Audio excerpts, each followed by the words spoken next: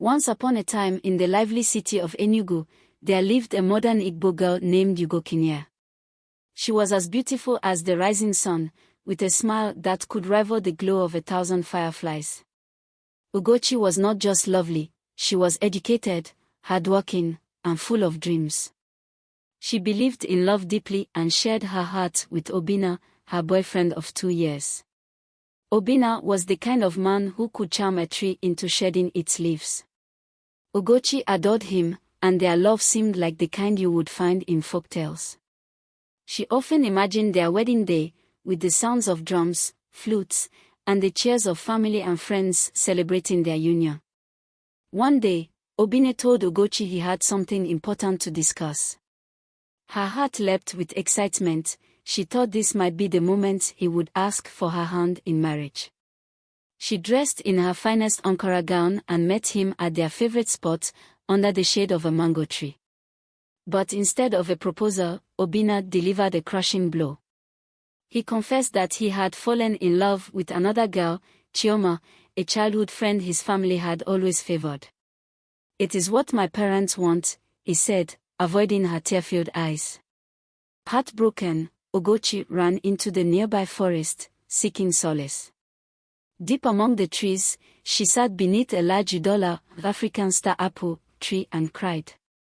Her sobs echoed through the woods until an old tortoise, known as MB, emerged from the shadows. "Ugochi," old man said in his slow, deliberate voice, "why do you cry?" Ugochi wiped her tears and told the old man everything. "I gave him my love, my time, my dreams. How could he leave me for another?" The old man chuckled softly. "Oh, my child, the heart is like the Eudora fruit. Some fruits fall before they ripen, but the best ones hang on, growing sweeter with time.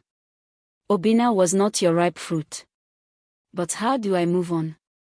Ugochi asked. The old man tilted his head. "By remembering who you are. You are Ugochinyere, an eagle from God. Do not chase what is not meant for you. Instead, water the tree of your own life. When the time is right, the sweetest fruit will find you." Encouraged by MB's wisdom, Ugochi returned to the city. She channeled her pain into building herself anew. She started a successful catering business that became famous for its modern twist on traditional Igbo dishes. Her name spread far and wide, and she found joy in her achievements and in the love of her friends and family.